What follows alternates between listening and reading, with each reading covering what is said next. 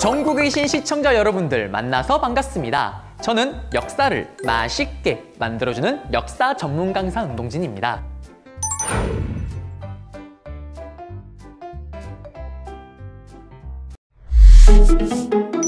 이번에는 강릉의 명소를 소개해드리겠습니다. 사실 저는 KCM 형님과 멜로디데이 예인과 함께 강릉의 명소를 돌아다녀보고 촬영도 했어요. 근데 그때 미처 담지 못한 곳이 있습니다.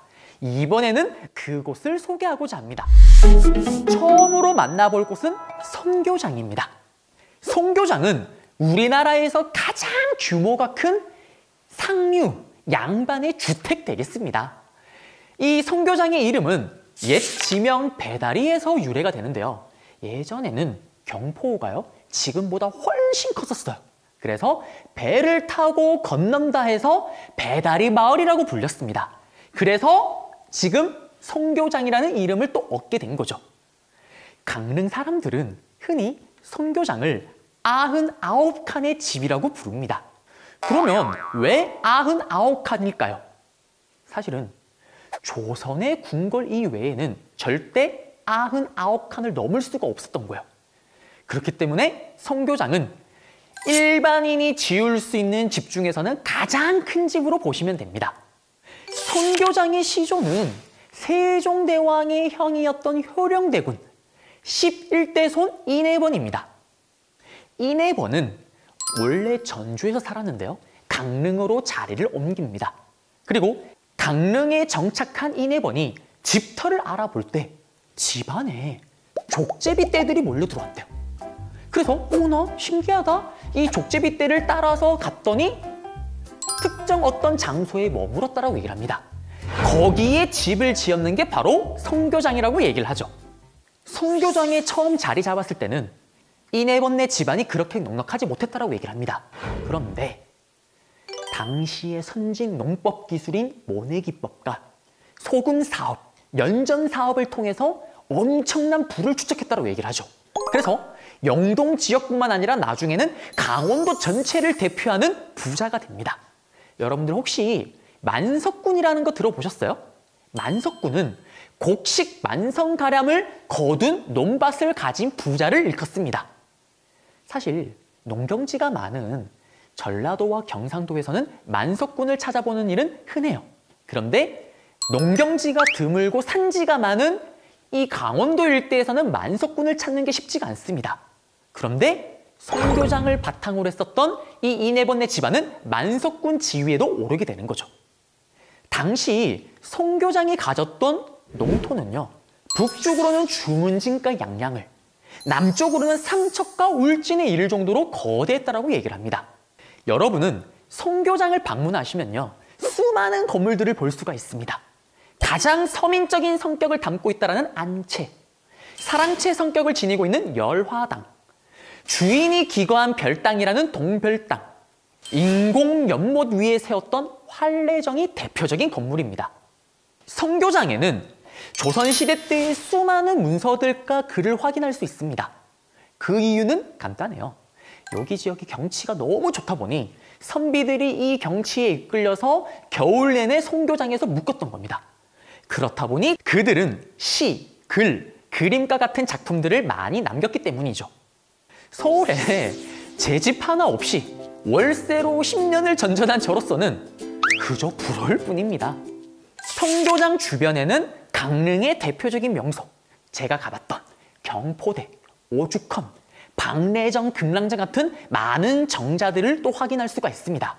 정말 역사 기행지로서 손색이 없습니다.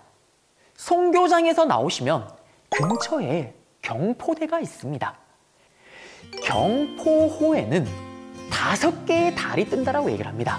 그거를 경포대에서 볼 수가 있어요. 첫 번째 달, 하늘에 뜨는 달. 두 번째 달, 바다에 뜨는 달. 세 번째 달, 호수에 뜨는 달. 네 번째 달은 술잔을 기울이면 거기에 뜨는 달. 최근에 하나의 달이 더 추가가 되었습니다. 연애 박사님들은 본능적으로 멘트가 떠오를 거예요. 바로 뭐냐? 사랑하는 내 님 눈에 뜬 달. 이런 멘트. 사랑이 더욱더 커지지 않을까요? 여러분들 경포대에 가시면 꼭 이런 얘기 해주시면 좋을 것 같습니다. 세 번째로 찾아갈 명소는 강릉 대도호부 관아입니다. 최근에 강릉에서 가장 핫하다라는 곳인데요. 이곳은 어떤 곳이냐? 대도호부는 특수행정구역을 가리킵니다. 고려시대 때는 4개 지역에 있었고요. 조선시대 때는 5개 지역에 있었습니다. 강릉은 고려 말 때부터 조선시대까지 쭉 대호부로서의 역할을 했던 거죠. 그리고 이 강릉 대도호부에 파견됐던 수령은 무려 정상품입니다. 그만큼 강릉이 중요한 군사적인 요충지였다는 걸 보여주는 증거죠. 강릉 대도호부 관아, 지금 남아있는 관아는 고려시대 때, 조선시대 때 중앙에서 관리가 내려왔을 때 머물던 곳입니다. 그리고 조선시대 때 기록에 따르면 태조 왕건 때 83칸의 건물로 건축이 되었대요. 그렇지만 지금은 객사무만이 남았다고 얘기를 합니다. 이 객사무는 우리나라에 남아있는 몇 안 되는 고려시대 건축물로서 아주 중요한 가치를 지니고 있죠. 그리고 이 객사문의 간판, 현판인 임영간, 이거는 우리가 잘 아는 고려시대 때 공민왕이 썼다라고 얘기를 합니다. 강릉으로 파견되었던 대도호 부사와 관련된 이야기가 하나가 있습니다. 이런 얘기가 있어요. 강릉으로 부임 오는 관리는 울면서 왔다가 울면서 간다라는 말이 있습니다. 이중환이 썼다라는 택리지를 보면요. 14살 때 선대부가 강릉으로 발령을 받습니다. 그때 이중환이 따라서 대관량을 건너서 강릉으로 가려는데 숲이 너무 우거지고 산이 높다 보니 이틀 동안 햇볕을 못 봤다고 얘기를 합니다. 얼마나 무서웠을까요? 그리고 당시에는 험난한 길 속에 어떤 맹수들이 있을지 알 수도 없습니다. 지금 생각하면 절로 눈물이 나지 않을까요? 그렇게 힘들게 강릉에 도착을 하면 어떤 일이 벌어지냐? 뛰어난 선비들과 시를 주고받고 이야기를 하고요. 강릉의 좋은 인심, 거기에 빠져들겠죠. 그리고 정이 들다 보면 다시 다른 지역으로 발령을 받아 떠날 때는 너무너무 아쉬워서 눈물을 또 흘렸다라고 얘기를 합니다. 강릉 대도부 관아는 그러면 왜 이렇게 핫할까요? 역사적인 이야기를 떠나서 최근에는 강릉에서 이루어지는 수많은 축제와 행사들 모두 다 이 강릉 대도부 관아에서 이루어지고 있습니다. 특히 강릉시에서 엄청나게 밀고 있는 문화재 야행도 여러분들이 직접 즐길 수가 있습니다. 우리가 마지막으로 찾아갈 곳은 주문진입니다. 원래는요, 강릉군 영곡면에 딸렸던 한 지역에 불과했습니다. 그런데 항구가 생겨나면서 새롭게 마을이 크게 성장하는 거죠. 그때는 새로울 신자를 써서 신리면이라고 불렀습니다. 1937년 4월에 이 주문진 리에 항구의 이름을 따서 주문진면으로 이름이 바뀝니다. 그리고 다시 1940년대에는 주문진읍으로 한 단계 더 승격하게 되는 거죠. 그리고 이후에 지금까지 주문진으로 이름이 쭉 이어지고 있는 겁니다. 그러면 우리가 왜 이 주문진으로 가야 되냐?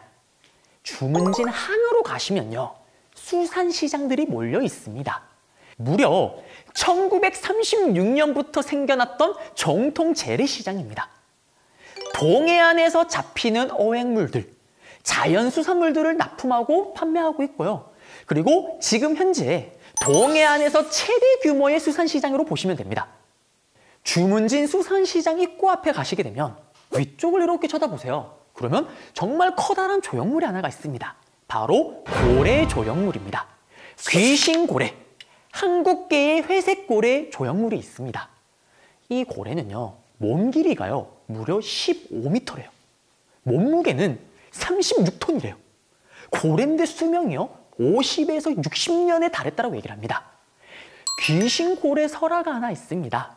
때는 바야흐로 호랑이가 담배 피던 그 시절, 요노랑과 세오녀 부부가요, 동해안에서 이 귀신고래를 타고요, 일본의 한 섬에 도착합니다. 그리고 그 섬에서 임금과 왕비가 되었다라고 얘기를 하죠. 1960년대까지 주문진 일대에 이 귀신고래를 보는 일은 흔했다라고 얘기를 합니다. 그런데 안타깝게도 1970년대가 접어들면서 자취를 감췄다라고 얘기를 하죠. 그래서 강릉에 사는 사람들은 이 귀신고래가 다시 돌아오기를 염원하고, 그리고 시장의 번영을 기원하기 위해서 이 조형물을 세웠다고 얘기를 합니다. 여러분들은 가시면 사진 한 컷 남기시면 되겠고요. 제가 이렇게 알려드린 장소를 다니신다면 강릉 여행 정말 알차게 보냈다라고 말할 수 있을 겁니다.